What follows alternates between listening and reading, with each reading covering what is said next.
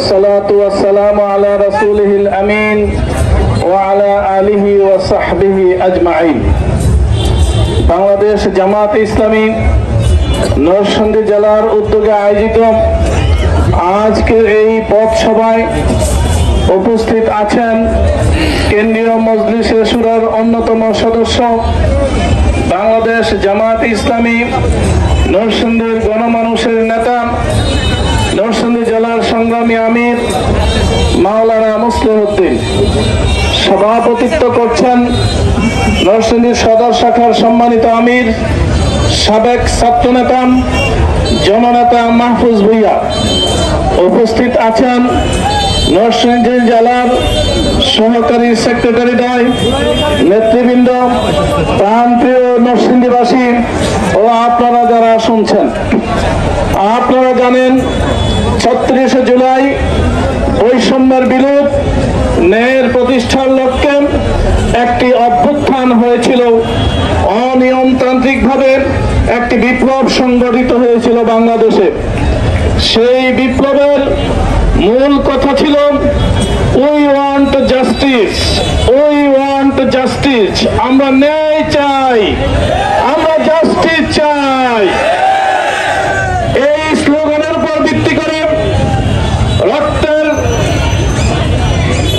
রক্তের ঢেউর উপর ভিত্তি করে ইন্টারিম গভর্নমেন্ট আসলো। তারা ক্ষমতায় আসন গ্রহণ করলো। তারা ৮ই আগস্ট, আপনাদের জানা আছে।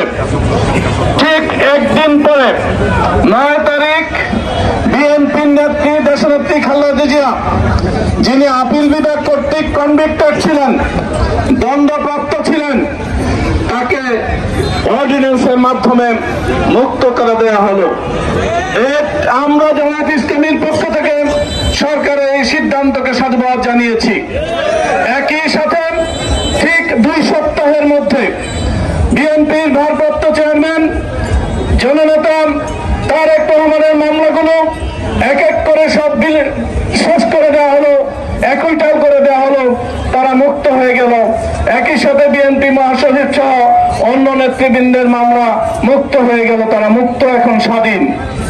স্বাভাবিকভাবেই মৃত্যুদণ্ডপ্রাপ্ত আসামি বাবর, যিনি এক্স হোম মিনিস্টার ছিলেন, স্টেট হোম মিনিস্টার ছিলেন, তিনিও মুক্তি পেলেন। এখন তারা মুক্ত, স্বাধীন হয়ে ঘোরাফেরা করছেন।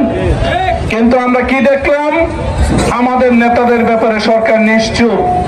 মুখে তারা কুলু পেটে বসে আছে, করছে না, শব্দ করছে না। আমরা এতদিন ভেবেছিলাম সরকার যেহেতু আমাদের রক্তের উপর দাঁড়িয়ে আছে, এই রক্তের মূল্য হিসেবে আমাদের নেতৃবৃন্দকে মুক্ত দিবে, মুক্ত করে দিবেন জামাত নেতা এটিএম আজহারুল ইসলামকে। আপনারা জানেন এটিএম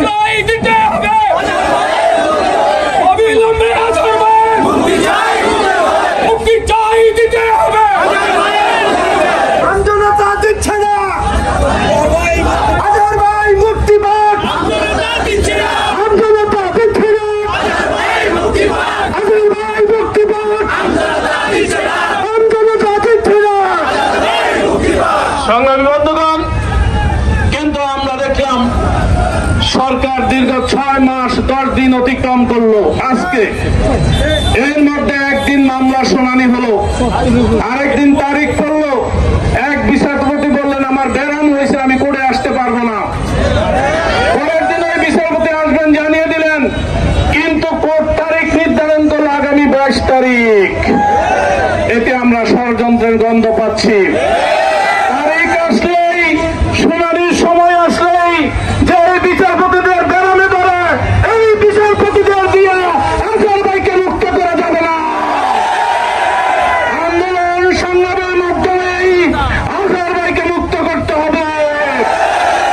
আপনারা জানেন সরকার ছিল মিথ্যা, সরকার ছিল ভুয়া, আজহার ভাইয়ের মামলাটা ছিল আরো ভুয়া। আপনারা জানেন ২০০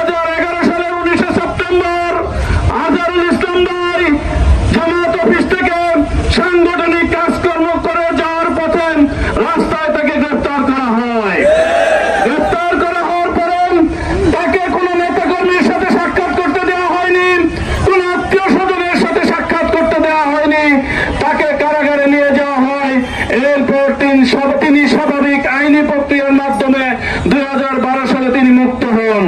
মুক্ত হয়ে তিনি বাসায় ছিলেন। 3 দিন বাসায় থাকার পরে তার বাসার চতুর্দিকে সিসি ক্যামেরা লাগিয়ে র্যাব, পুলিশ, আর্মি, ইন্টেলিজেন্সের মাধ্যমে পুরো এলাকায় ত্রাস সৃষ্টি করে তাকে আবার বাসি থেকে টেনে এসছে তার ভ্যান গাড়িতে উঠানো হয়। সেখানে একই আচরণ করে কোন নেতৃবৃন্দের সাথে তার দেখা করতে দেওয়া হয়নি, পরিবারের সাথে তার কথা বলতে দেওয়া হয়নি, তার সাথে তার সামান্য মানবাধিকার বলতে যা বোঝায় এটা তার সাথে রক্ষা করা হয়নি। এরপরে মামলার রায় হয়। তার মামলার রায়টি ছিল এমন, একজন অ্যাডভোকেট রামপুরে যিনি প্র্যাকটিস করেন, রথীন্দ্র কুমার কুণ্ড, যিনি পরকীয়ার কারণে তার স্ত্রীর হাতে হত্যাকাণ্ডের শিকার হয়েছেন, তার আজকে একটি পরিত্যক্ত ভবনের মধ্যে মাটি পুড়ে রেখে দেওয়া হয়েছিল। এই রথীন্দ্র কুমার কুণ্ড সাক্ষী দিতে গিয়ে আদালতে বলেছেন আজহারুল ইসলাম ধর্ষণ করেছেন। এটা আমি 7 কিলোমিটার দূর থেকে দেখেছি। পৃথিবীতে, আমি অফ দ্য রেকর্ড কথা বলছি, পৃথিবীতে এমন কোন পাগল নেই যেই পাগল বলবে একজন মানুষ ধর্ষণ কাজে লিপ্ত 7 কিলোমিটার দূর থেকে আমি দেখেছি, আর এটা বিশ্বাস করবে। পৃথিবীতে এমন কোন বিবেক নেই, কিন্তু বিশ্বাস করেছে ফ্যাসিস্টরা, ফ্যাসিস্টদের বিচারকরা বিশ্বাস করেছে। বন্ধুগণ, আরেকজন সাক্ষী বলেছেন আমি 3 মাইল দূর থেকে দেখেছি আজহারুল ইসলাম ধর্ষণ করেছেন। এটাও তারা বিশ্বাস করেছে। পৃথিবীর মানুষ এই রায় বিশ্বাস করেনি। আমরা আপিলে গেলাম, আপিলে গিয়ে দেখলাম ন্যায় বিচার পাবো বলে, কিন্তু আমরা সেখানে ন্যায় বিচার পাইনি। 4 জন আপিলেট ডিভিশনের 4 জন বিচারপতি ছিলেন, জাস্টিস ছিলেন। তারা মৃত্যুদণ্ডের রায়কে রাখবেন কি রাখবে না, খালাস দিবেন কি মৃত্যুদণ্ড রাখবেন, এটা নিয়ে তারা দ্বিধা বিভক্ত হয়ে পড়ে।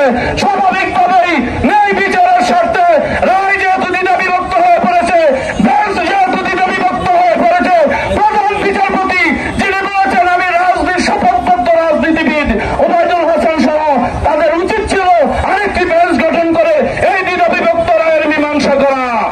কিন্তু আমরা দুর্ভাগ্যজনকভাবে দেখলাম সেই দ্বিধা বিভক্ত রায়ের মীমাংসা আজও হয়নি। আমরা আবার আপিল করলাম, রিভিউ করলাম, তারও আজ 7 বছর চলে যায়, রিভিউর কোন শুনানি হয়নি। যখনই তালিকা আসে ফ্যাসিস্ট হাসিনার নির্দেশে তালিকা থেকে নাম বাদ দিয়ে দেওয়া হয়, আর তিনি ফাঁসির ছেলে অন্ধকারে মানবতার জীবন যাপন করছেন। আমরা ইসলামী আন্দোলনের কর্মীরা সরকারের এই ষড়যন্ত্র মেনে নিতে পারি না। আমরা স্পষ্ট বলতে চাই, বর্তমান সরকারকে আমরা জানান দিতে চাই 6 মাস আমরা অপেক্ষা করেছি, আপনাদের ন্যায় বিচারের দিকে তাকিয়েছি, বিবেকের